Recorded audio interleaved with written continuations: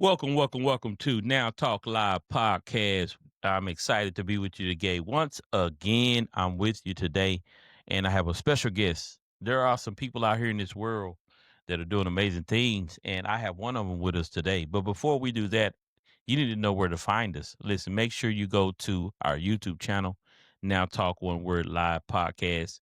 Subscribe there. You can also go to our Instagram. It's Now Talk Live. At Now Talk Live Podcast. You can also go to TikTok, Now Talk Live Podcast. You can also find us on Facebook at Now Talk Live Podcast. Let me give you those handles again before I introduce this very, very special young man. You hear this story, you're going to be amazed. But first, I want you to make sure you can find this when we are offline. Go to at Now Talk Live Podcast on TikTok. You can also find us on YouTube at Now Talk One Word Live Podcast. You all can find us at Instagram at Now Talk Live Podcast. We're also on Facebook Now Talk Live Podcast. I have a very, very, very special guest with me today. I was been privileged enough to meet him, and he's the author of 9 books. Okay, 9 books. Anybody that's written 9 books is a special person. He moved to Dallas when he was 12. He was born uh, with his twin, and now he has a twin in 1977 in Los Angeles. All right. He's the founder and executive director of Society of Israel. I'm just going to give you that because we're going to get into the conversation. But without further ado, I'd like to introduce Maham the Mentor. What's up, brother? What's up, man? How you doing? Pretty good, pretty good. Good, man. I'm so excited to have you on here today with such an amazing story. I didn't want to go too long on the bio because it is a lot of depth. I actually want to go through it as we're talking. And so I'm excited to have you on. I appreciate you accept the invitation to be here on Now Talk Live. And welcome. I understand that you were born in 1977 in Los Angeles. Wow. What a time to be alive. I was actually born in 1976. You look like you're born a year after I was. Tell me a little bit about that. I know there's a story behind you being born as a twin. Well, when I was born, it was a very unfortunate situation. My dad had actually been unalived on New Year's Eve that same year. He was celebrating New Year's Eve of 1977 and passed away New Year's Eve. Mm-hmm. And so I came into this world with no father. And 6 months after that, my biological mother overdosed and she Okay. lost her life in October. Wow. Wow. So we went into foster care immediately coming into this planet. So you came into the world in foster care. You lost your father, and then you lost your mother. Wow. And let's just continue to elaborate on that if you don't mind. Yeah, so we were from Los Angeles, California. My biological father was black. He was from Alabama. Mm-hmm. And I guess, him and my mother met. I don't know where they met or I never seen a picture or I never seen any pictures of my biological father. Mm-hmm. But I know he was black and I know my biological mother was a white lady from West Texas. Um they were married. They had other children before me and my twin were born. My Mm-hmm. sister, Crystal, my brother Willie and Randy. And then me and my twin came. But my father was unalived on New Year's Eve, 1977, and we were born Mm-hmm. April, and then my mother passed away in October. Mm-hmm. And we went into foster care immediately because me and my twin were so young, they moved Mm-hmm. us around a lot in hopes to get us adopted faster Mm-hmm. because they said that children or babies Mm-hmm. adopt faster than older children. Right. So, you know, we got adopted by the Dubriel family, which is my father and my mother, Marshall Matoir. Mm-hmm. Uh-huh. Yeah, and that's that's pretty much the beginning, and that's all in Los Angeles, which we didn't stay in Los Angeles, California, and too long. I think we left Hmm. Los Angeles in around 1979 or something like that, and we moved to 79. So at 3 years old, you leave Los Angeles. probably younger than that, 2 years old. 2 years So old, 77, 79. Yeah. So you leave Los Angeles at 79. and And we where'd you head to after that? Albuquerque, New Mexico. Wow. You near Texas now. Yeah, that time we in Texas. We moved to the land of enchantment. That's where my mother was from, Albuquerque. They originally from Louisiana, Hmm. but their family had migrated from Alexandria, Louisiana to Albuquerque, New Mexico. And so they had a lot of family in Albuquerque, so we went to Albuquerque Hmm. and we stayed in Albuquerque for 1 or 2 years, maybe 2 or 3 Okay. years. Wow. So you had Albuquerque 1 to 2 years as a child. So when did things kind of shift? Because I know you made it to Dallas at about 12 years old. Well, So we we're went looking to about. from Albuquerque, New Mexico. We moved to Colorado Springs, Colorado, Hmm. and that's where kind of things kind of went different, right? Because Yeah. my parents ended up getting a divorce when me and my twin was about 7, Hmm. and then when they got a divorce, we left Colorado Springs and we moved to Arlington, Texas. Oh, I know my dad lives in Arlington now. So I know about Arlington, especially during that time. It was very undeveloped. Right. So, Yeah. and we really didn't just move to Arlington. We also stayed in Stop Six off of Hmm. Berry and Stall Cup Oh, in Fort Worth. in Fort Worth. Okay, so you moved around quite a bit, man, Yeah, we was in Stop Six in the 80s. So, in the 80s. Okay. yeah. Okay, this is early, yeah, this before the stop six that we know now. Yeah, this was the Bill Cosby time. Yeah, yeah, I got you. L- Yeah. I'm right there with you. Beautiful, beautiful black neighborhood. I don't know.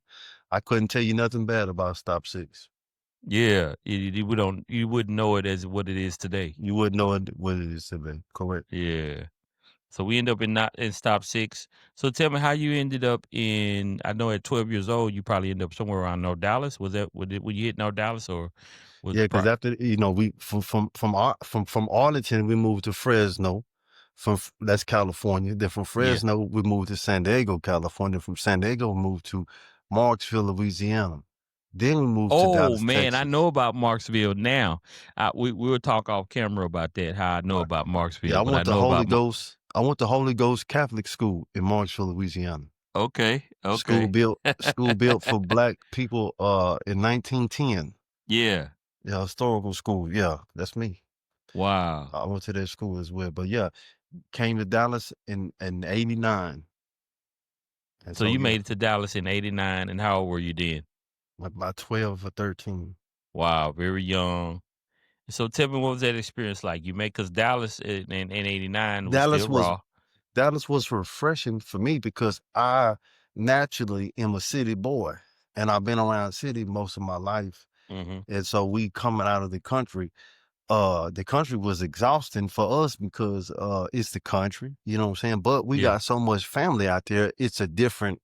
I don't have the same experiences as other people might have per se. You feel me?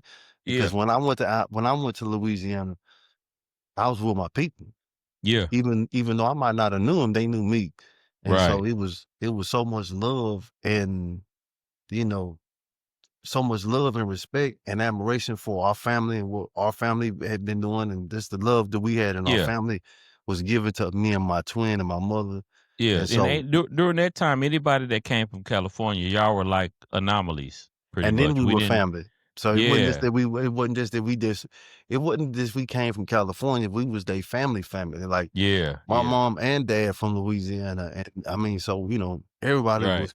I ain't saying that because it's crazy, but everybody was related to us. right. Everybody, Yeah, everybody, yeah. everybody, everybody, That's everybody. understandable. That's Yeah. crazy. I mean, I had no idea this because I remember going to some Marksville. We was on the highway and we were walking. I'm looking. And they said, "Everybody on this house, everybody on this street is your family, like, relating to you." And I'm like, "Everybody?" That yeah. And we walked down and everybody was related. It's cousins, aunts, uncle, all that. I said, "God, crazy." Right. Yeah. So we end up in Dallas at 12, and I know there was some things that transpired as far as gang activity. Well, see what happened when we got to Dallas. My mother had picked up a new boyfriend in Louisiana who we really Mhm. didn't get along with.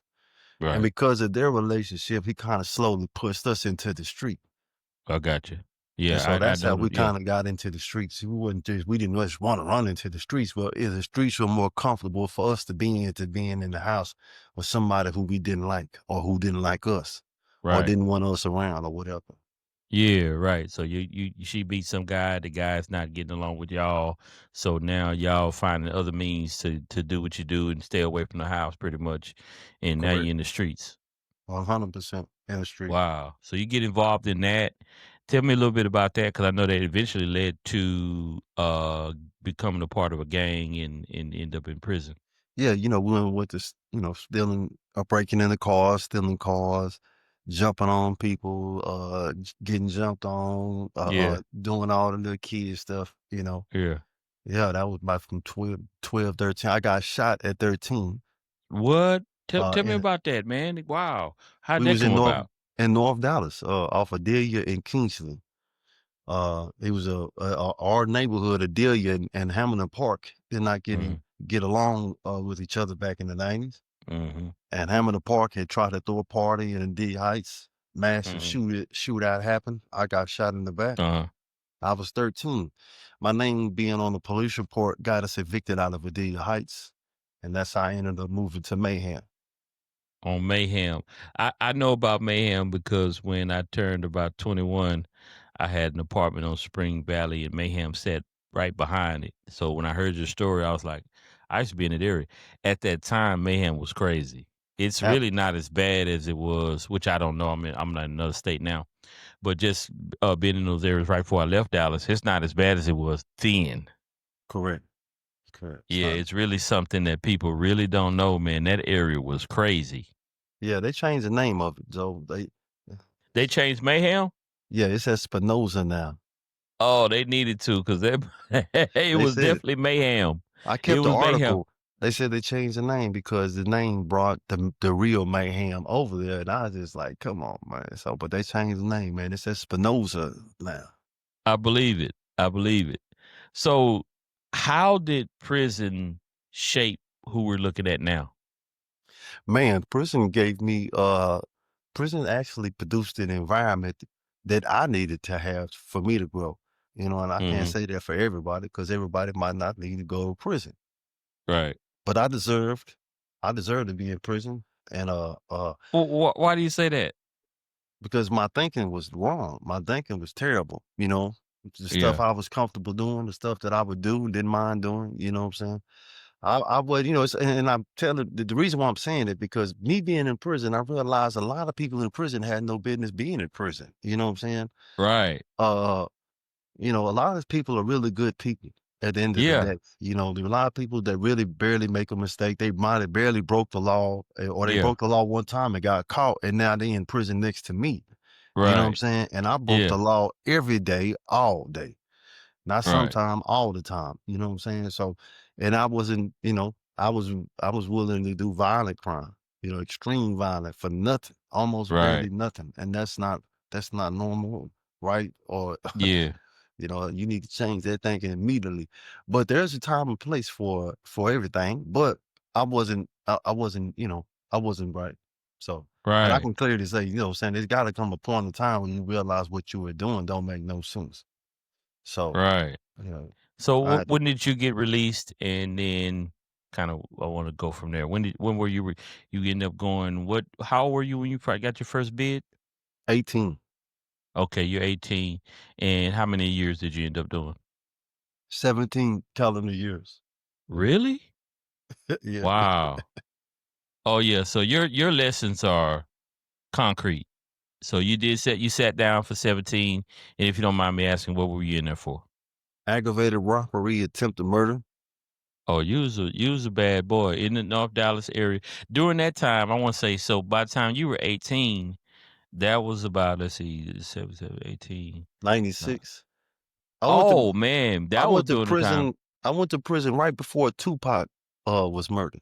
that was during the time North Dallas was ridiculous. That was They me. think it's crazy now, but during that They think time, it. North Dallas Yes. was off the chain during that time because they South Dallas was really doing their thing, but North Dallas was on the up and coming, so they really wasn't paying attention to it. So they was Yeah. kind of like catching up to what was going on out there, Yeah, and yeah, I so people was was having traps. They was, Yes, sir. committing crime. It was getting crazy around that time. That's us. I might have ran across you. I ain't gonna Yeah. lie. During that time I was out there, man, I might have ran across you. You definitely saw I me. got some kin folks in different people that I was associated with. And so I get the picture. So from there you end up doing 17. So now you get out about what, 35? Something like that, yeah. Some Okay, we do 17 years. We get out at 35. So now we have a different man, a different Kevin. Absolutely. Yeah, yeah, you can Absolutely. see it though. Like Yeah. I love this story, man. I mean, I never, had to go to prison, but I had my own experiences, man, and uh, you know, I can look at you now, just you watching everything that you've done, which we're going to get into that with your work you're doing now, how that might have actually helped you. Yes. Yeah, it helped me. Tell me about that. Well, they said, there's wisdom and knowledge in the most unfortunate places. Hmm. Some people don't wanna go there. Yeah, So, but I always have to remind a lot of people, I don't come from a tough situation, I come from a tough life. yeah, You know? Some people just got a tough situation.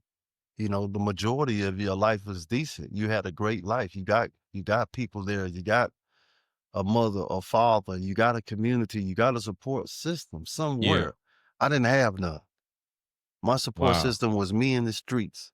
Yeah, My support system was crack, cocaine, yeah. and I was good at it.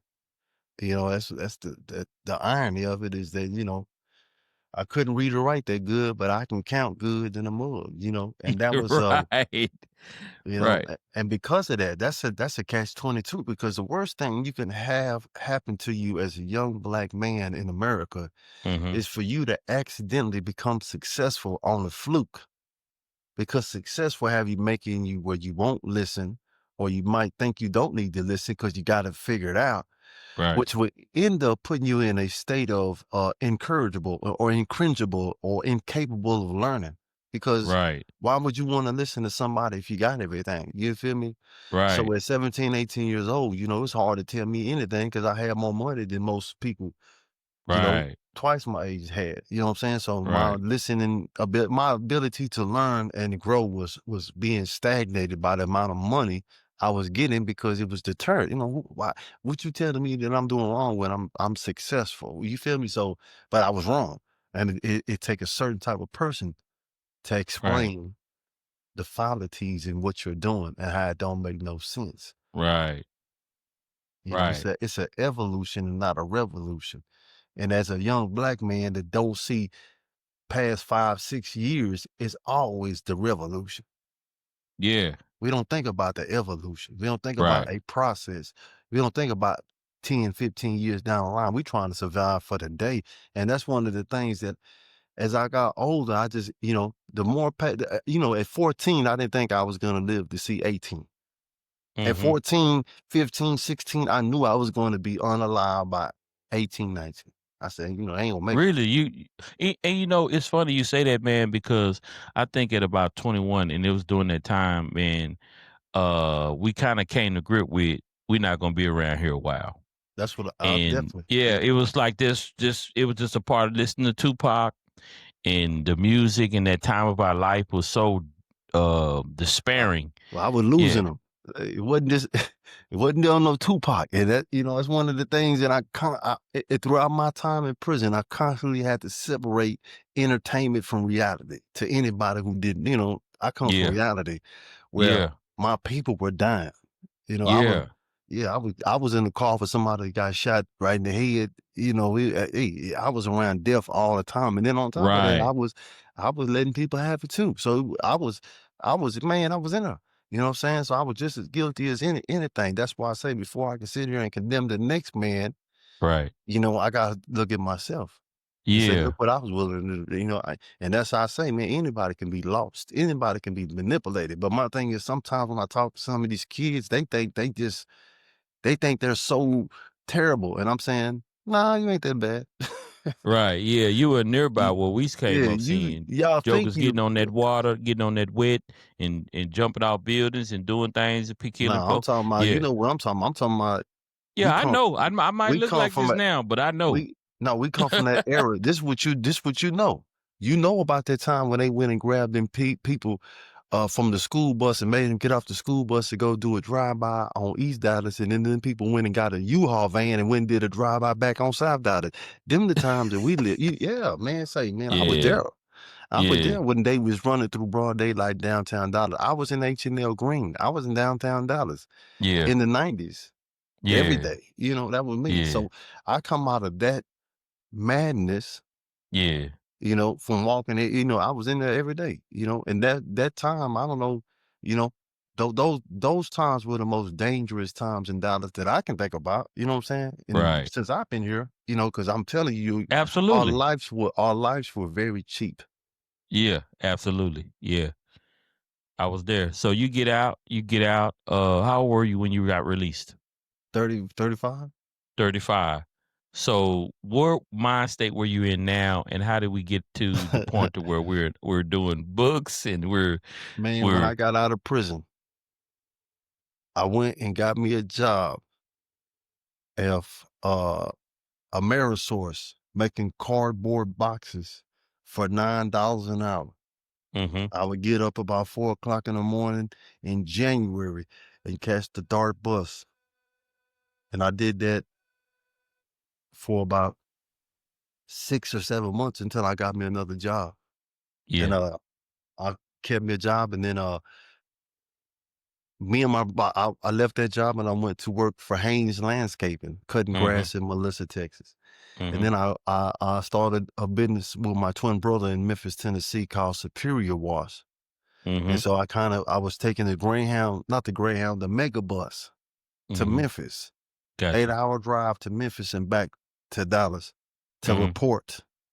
But I was going out to Memphis to wash 18-wheeler trucks, right, getting that business off the ground. So we did that for a couple of years until they got off the ground. And then I came back to Dallas, started selling cars, got into the car business, started wow, buying and selling cars. Uh, yeah, did, did that for a while. Got a trash truck, not a street sweeper. mhm, Started giving me a couple contracts doing street sweeping. You know what I'm saying? Then yeah, my brother had an accident in Memphis, so I had to go back up to Memphis. Started working on the fleet washer company some more. You know what I'm saying? And yeah, we wrapped that up. You know what I'm saying? And got rid of that company and moved it down to Dallas. So when I yeah, came back down to Dallas, you know what I'm saying? I came back down here and I went into mentorship. You know what I'm saying? I went to community outreach and I started the record company, Hip Hop Now, the radio station Hip Hop Now. mhm, So I was doing that. Uh, I work with urban specialists with Bruce Wayne in South Dallas. I work mhm, with Richard Miles of Miles of Freedom with prison mhm, reentry, helping mhm, inmates come home from prison and helping them to adapt back into society. Then I work with Prison Entrepreneur Program, which is PEP program, where we do business development, we do business mixers, and we have business plan competitions. We have Toastmaster classes. I'm a Toastmaster graduate, mhm, so I participate in all that. And then yeah, as I was talking to one of the kids that we were out mentoring, I think it was Black History Month, and they were telling me about Black Wall Street. And so I had told one of the other kids about some of the other massacres that occurred, like Black Wall Street, that they weren't even aware of. And they were just like, these things couldn't have happened because we would have knew about them. right, And I was like, no, they did happen. And I said, well, let me go find me a book that has these massacres in them. And when I went to look for a book that had all the massacres in them, I saw that there was no books with no massacres in them. not all Wow. of not chronologically done. So I said, well, I'm finna make me a book about these massacres so people can look them up and, you can see these are real. And I'm gonna explain to them what you can learn about, what's the positive, why you need to learn, why you need to know these things. Mhm. And so that's how I ended up writing my first book, Black Massacres. I wasn't trying to be no writer at Wow, all. you just wanted to tell the story of something that happens to educate people so they know, document that and put that out there. I wanted to, well, for my life, I always felt sorry for myself, but I felt sorry for myself because I'm only living life through myself. I saw myself through my own eyes. But when I was able to look through our ancestors' eyes, when I was able to see our ancestors' problems, when I was able to see what our ancestors went through, it stopped me from complaining about the stuff I was going through in 2025. Does that make Right. sense? Yeah, yeah. I thought my life was difficult in 1996, but now life was difficult in 1896 and 1866 and 1796. And my Yeah. life ain't nothing. My life is my life is somebody's dream. Right. So Yeah. with that being Yeah. said, I need to take more, I need to take advantage of the opportunity that I got instead of playing with it. You know what I'm saying? Instead of playing with it. And that's why I'm so focused on history because until I learned history, until I seen other people's problems, I was so focused. My problems are real. My problems are a real deal. And it's not a lot of people that are living that have my problems or can even talk to me about adversity. You're not qualified to talk to me about hard times. You ain't been through no hard times. Right. You don't know who you're talking to. But Right. because I'm not a victim of what I've been through, I'm a victor. What I've Yeah. been through didn't hurt or kill me. It made me stronger. See, now, a lot of people who go through what I go through, they probably wouldn't have mental problems. They got issues. They got post-traumatic stress or whatever. You know what I'm saying? They've been through a rough, you know, but to Yeah. me, nah, I'm good. I'm at peace Yeah. and I know my purpose. So, you know, and only because I went through the fire to get to where I'm at today. And they said Right. adversity builds character, but like I say, I was never trying to. I was just trying to survive. And that's one of the biggest positive things that I got out of prison was prison really confirmed and showed me that I was built to overcome adversity. Right. That's the Right. greatest lesson that prison taught me. I was built for this. Yeah. It kind of showed you that you could get through pretty Right. much anything. Anything. Yeah. Yeah. This Wow. if you think life is bad, go to prison. No, I'm not interested at all. Me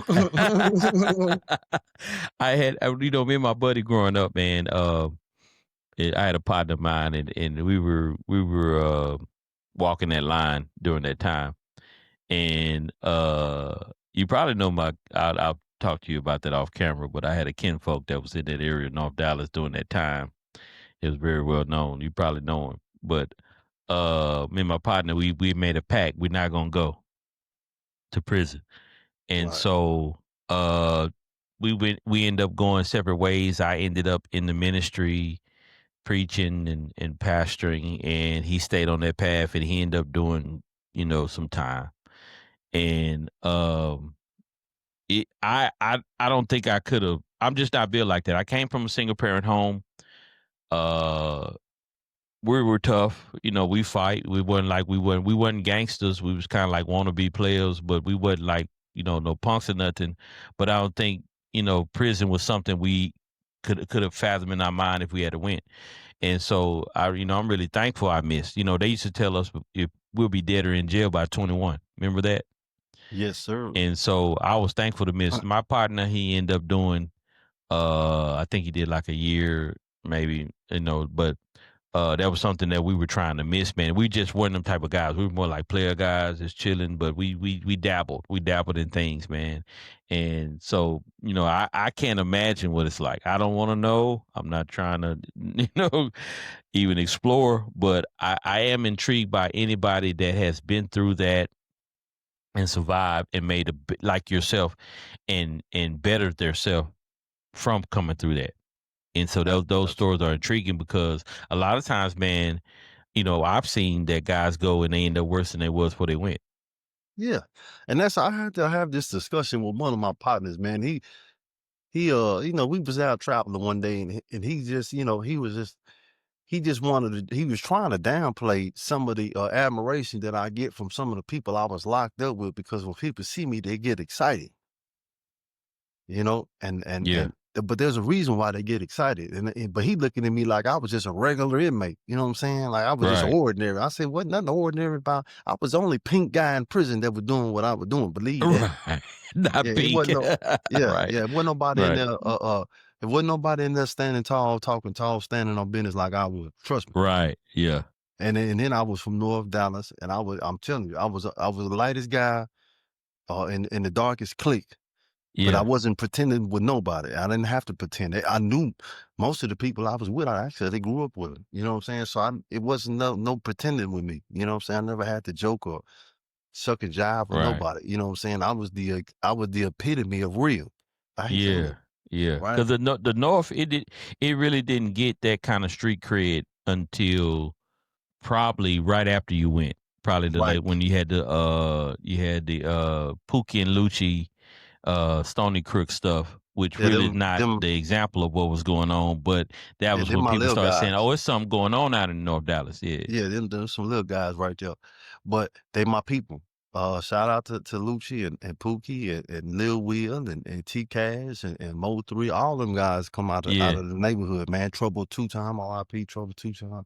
Yeah. So but at the same token, man, uh, I always try to tell my people, man, don't never let your city make you, you make your city. And I can confidently tell you, I made Dallas look good wherever I went. I made people proud to be from Dallas. I made people want to say, "Man, I want to go to Dallas. I want to be. Yeah. I want to see what these guys out here. These guys out here doing. I like how look at man. I want to be like. I want to be. Yeah. I want to get what he got. Yeah. Yeah. Yeah. So man, you get out, you're working and you're doing business. How did the books come about? Well, I'm an entrepreneur. You know, I seen one of the teachers that I was in Richardson's high school with, right? And I was in special ed in school. And she waved at me, and she was just like, "Congratulations on all your success." And I didn't know how to take it. So, Mhm.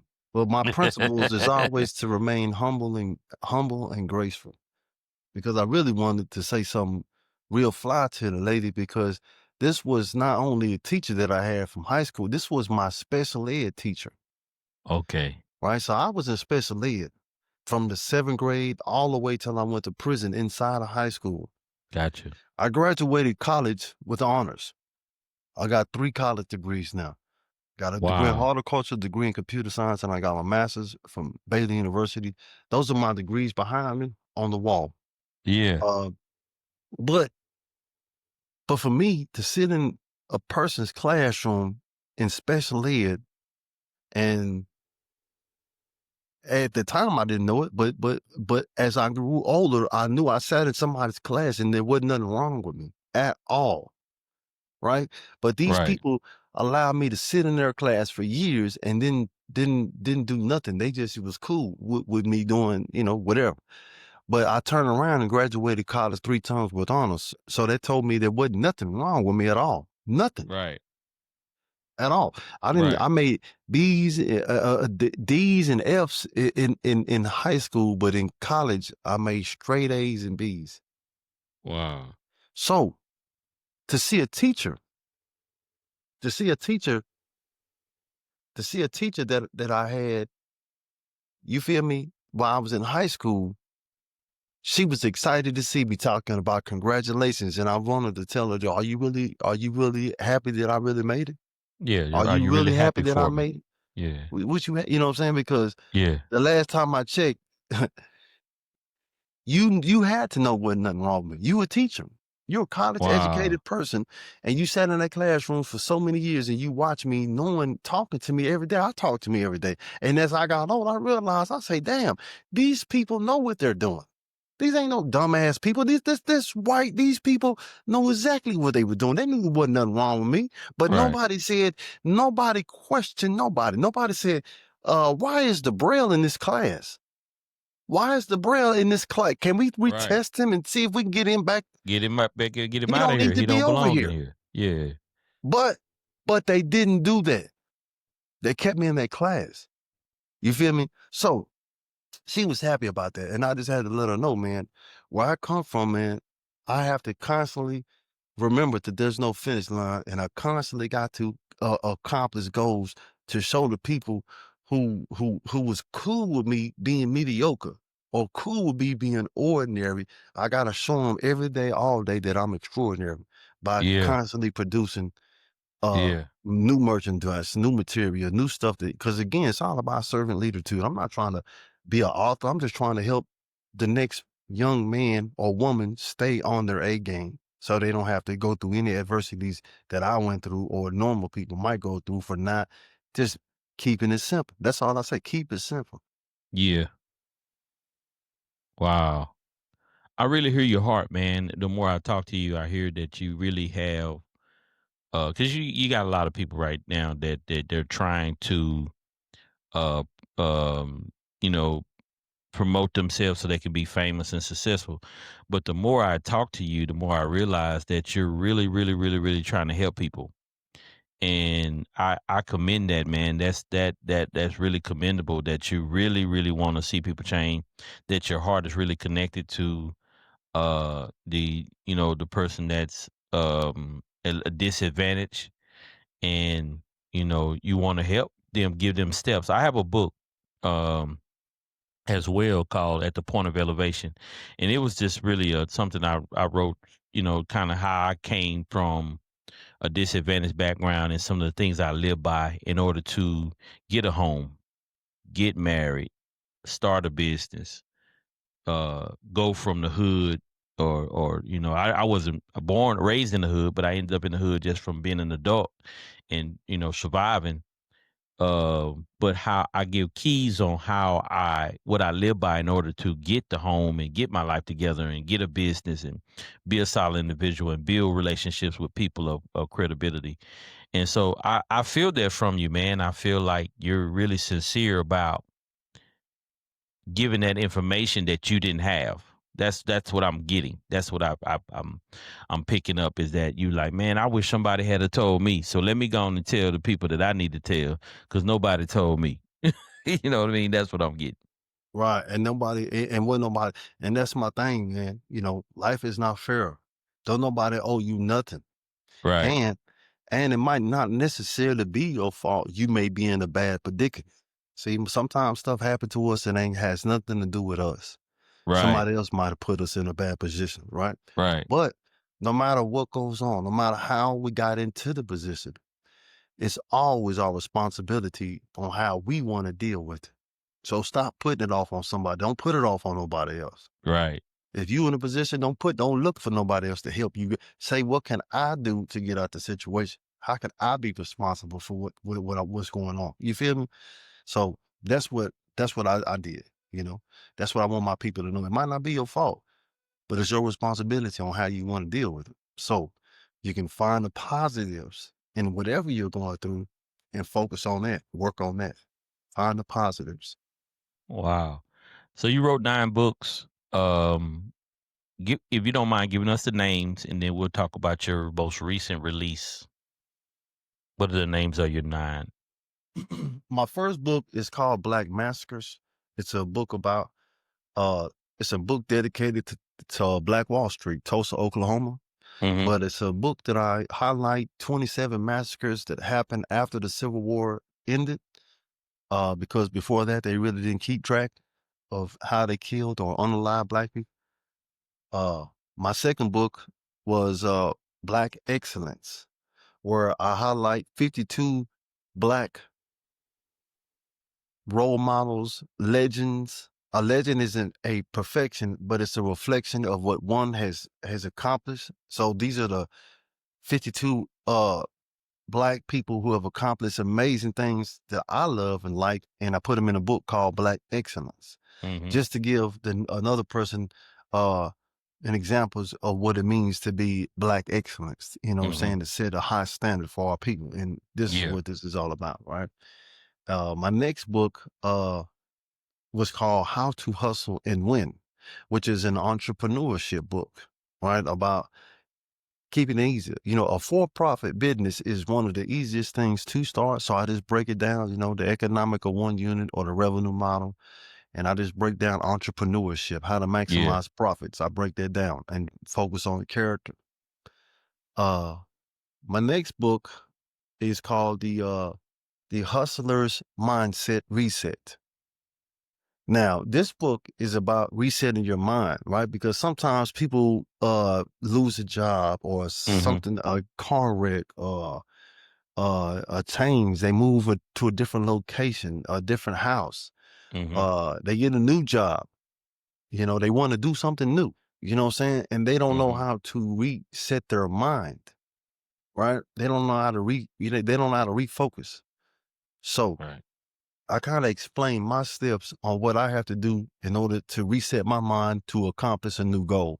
And I just give them a roadmap on how to actually do that so they be a little bit more comfortable when that time Right. comes. Because a lot of times people are afraid of change. Yeah. Yeah. People don't like change, right? You're right. But if I say reset the mind, it kind of helps them because that's really what it's about. Resetting your mind can help you evolve, or because a lot of times we get stagnated, we get stuck. You know what I'm saying? Because your brain is all clouded up. You're confused. You don't know what how you don't know how to organize. You don't know what's the next move. So Right. I kind of explain that. You know what I'm saying? Yeah. So I the need to get next, that one. yeah, yeah, that's I just that's the only book I probably had that's sold out right now that I don't have. Wow. The next book I have is called From Street Smart to Business Smart. Uh-huh. And from street smart to business smart, it talks about what makes us successful in the street is also what makes us successful in entrepreneurship. And what makes you successful or have longevity in the street is that a lot of people might not know if you ain't from the street. But one thing that if you from the street, you already know one of our best qualities is we pay attention. Yeah. Yeah. Yeah. Yeah. Oh man, we pay attention. Yeah. Yeah.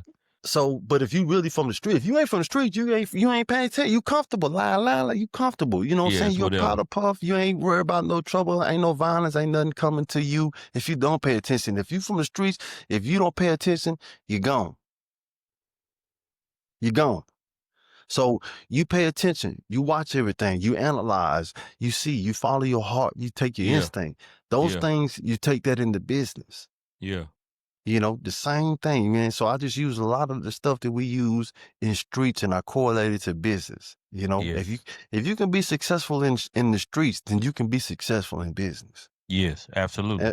and so that's my thing. That I wanted to show people. A lot of my books are geared for people who are incarcerated too. So then my next book is called Brain Power, which is my favorite book. Brain Power. Yeah. Now, Brain Power is a book that I wrote about mind mapping, speed reading, and mind memorization, right? How to memorize things in a high level, right? So one of the biggest transformations that took hold in my life was when I read a book called How to Use Both Sides of Your Brain, Mhm. right? When I Right. read that book, it changed my life because it let me know how powerful I was, how to use my brain, Mhm. how to remember, how to study, how to learn. All these things, I never knew. I never knew.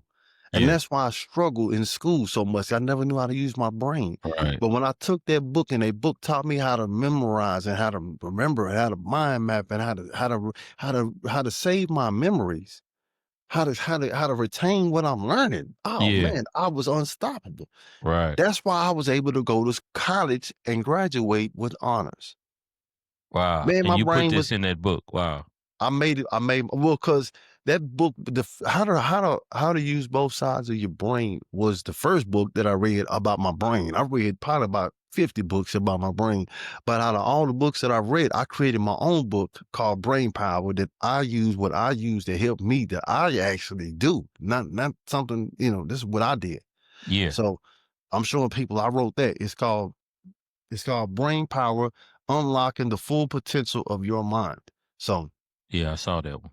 And I wrote that book, and I wanted people to take advantage of being somebody who can save or download the information that you are learning into your brain so you cannot forget it. Almost like saving it into a computer. Come on. I Yeah, mean, yeah, if you save something to a computer, you know where it's at. You know where how to yeah, go find it. So yeah. that's what I teach. It's there. Yeah, Yeah, it's there. They said the human mind makes no mistake. They said the human brain is the most dangerous weapon on the planet. I believe that, man. That's I'm facts. telling you, man. I'm telling you, Yeah, man. we're more It's powerful than computers. Yeah, I more know it. powerful than a computer. So, Yeah, that's a conversation we got to come back and have. I know about that right there. right. So that Yeah, was the that's my understanding that the computer is actually subject to the brain. Yeah, it's actually the computer it does what is you tell it to do. Yeah, the computer is 80% of what the brain does, right? right. Except the brain can also save smell and taste. The computer Yeah, cannot do that. and sound. Yeah. Yeah. Well, no, Mm-hmm. no. See, the computer can save sound. The computer Right. can Right. save Right. image. The computer can save all of that. The Right. computer can save information. Your brain can save information. Your brain can Right. save sound. You can close your eyes and hear what your mother sound like. You can close your eyes and remember what R. Kelly sound like. You can Right. sing the songs. You can remember what certain things taste like. You Right. see, you Yeah. can't do that Yeah. on a computer. I got you. Yeah, You I feel got me? you. I see what you're saying. Yeah. I'm breaking it down. So Okay. now, my last book is called More Than Blood, which is about me being adopted into the Matoir family. So this is about adoption, identity, and the legacy of the Matoir family. Because even though I was adopted, I'm Creole, right? And Mm-hmm. I always knew that I was Creole, and Creole is not a race; it's a culture. It's not a race. Right. Right. Right. Creole people are black people. I'm an African American. I'm a black person. Creole people are black people. Right. Creole people ain't no such thing as Creole. Creole is not a race. Right. Yeah. Yeah. Creole It's a means I come culture. from It's a mindset. my Creole means that I'm anchored in Louisiana. My family come from Cane River, Louisiana.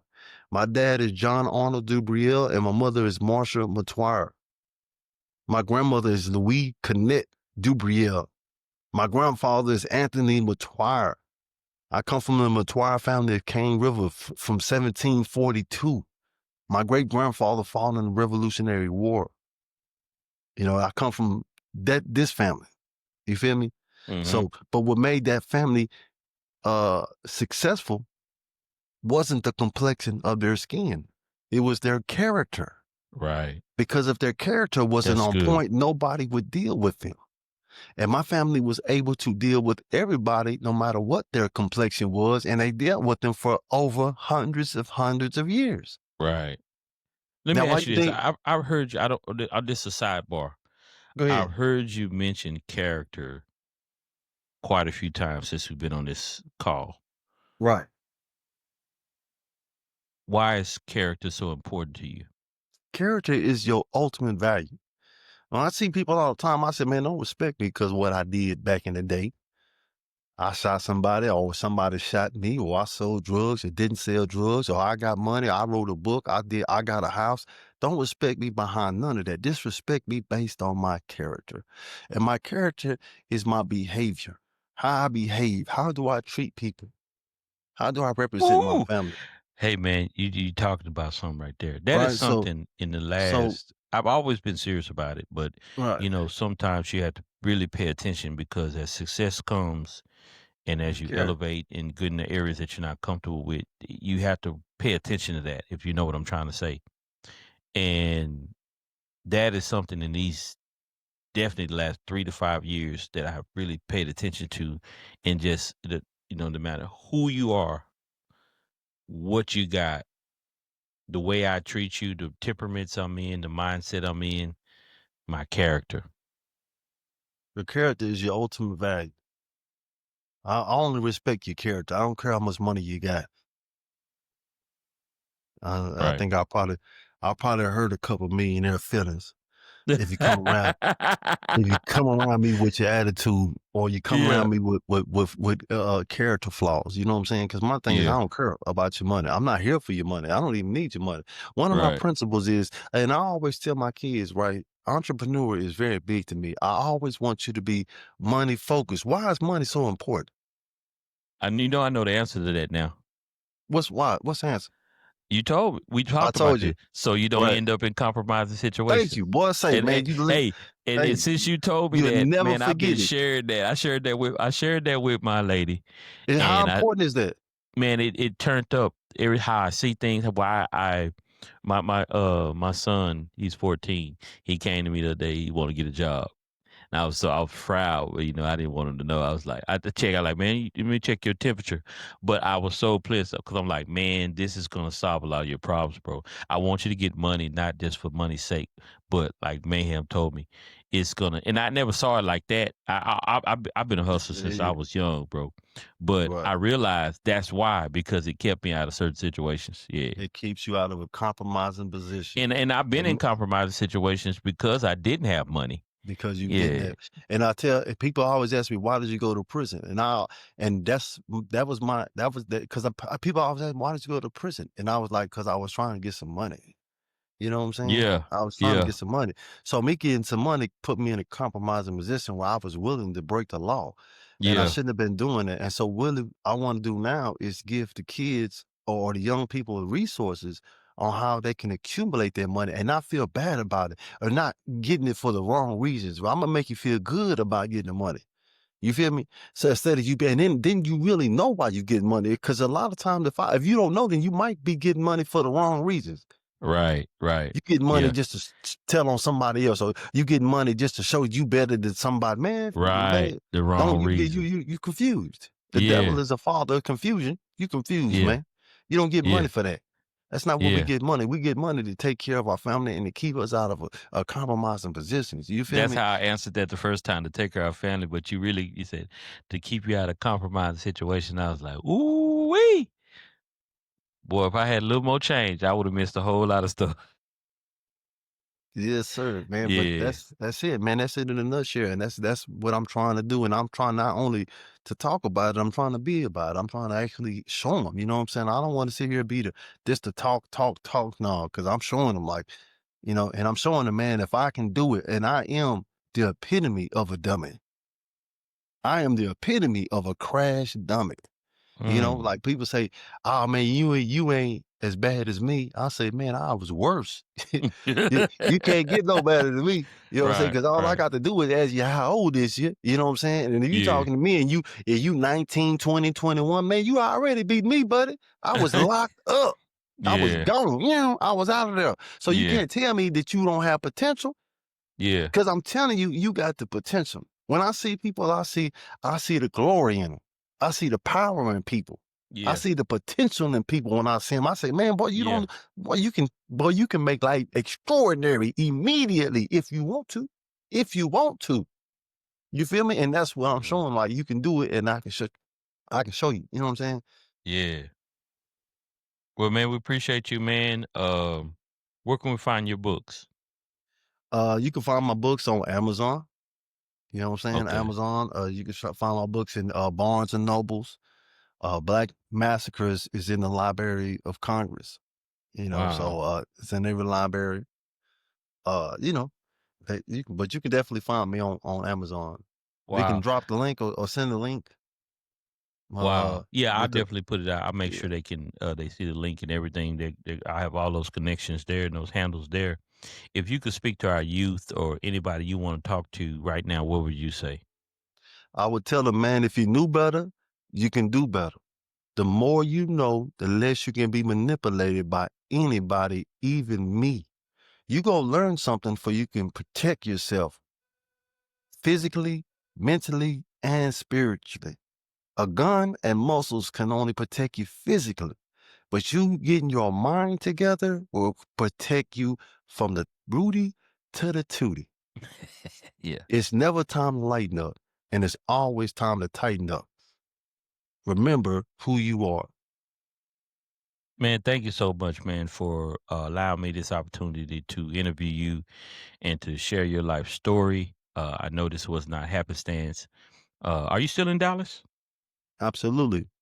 But when I come to Dallas, we're gonna hang out. I'm gonna get that. We're gonna Where document you that at? too. I'm in Houston. Okay. I'm finna be in Houston pretty soon. Well, when you I come got up, a I ring got a me. PEP event. We gonna get when you come up. We're gonna get we're gonna do another one of these in person. I'll come to you.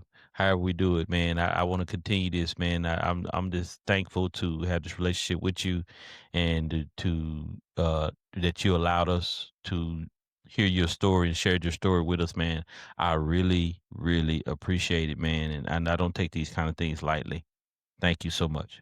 Well, I say one thing, man, you have made yourself qualified to hold me accountable out of love. If you see me doing something that don't make no sense, pull me to the side and tell me out of love.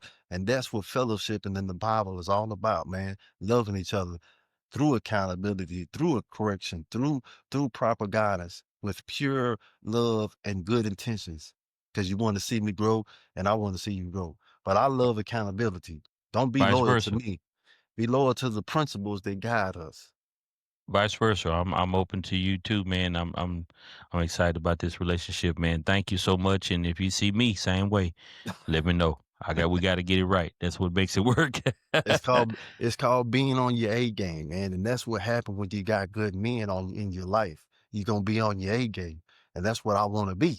That's Yeah. what you want to be. You know what I'm saying? Yes. But we are the Absolutely. pillars, man. We got to realize we got to step into our purpose, is what they call it. Is that what it says? Step into purpose. Yeah. Yeah. Step into your purpose. Absolutely. Thank you for your time, man. This won't be the last time.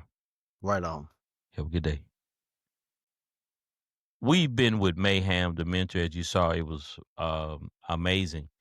Um, Man, go get his books, Amazon.com. You can find all of his books. He has 9 books. Go check them out. As you see, these are not just, you know, to be taken lightly. These are good. These are great. So go check them out. Um, Follow him. He's on Facebook, Mayhem the Mentor, and I'll add his stuff. You know, when we get off, I'll make sure you have where you can find him. He is truly an amazing individual. And the thing that's so interesting about him is that Mayhem really wants to help people. And that's what's so amazing. Listen, don't forget to go to our YouTube and subscribe. Now Talk One Word Live podcast. Subscribe there. TikTok at Now Talk Live. Instagram at Now Talk Live. You can also go to our Facebook Now Talk Live podcast. You can find us there. I appreciate you being with us. You've been with Mayhem the Mentor as well. Make sure you go get his books and anyone you can find. It's been awesome. See y'all soon.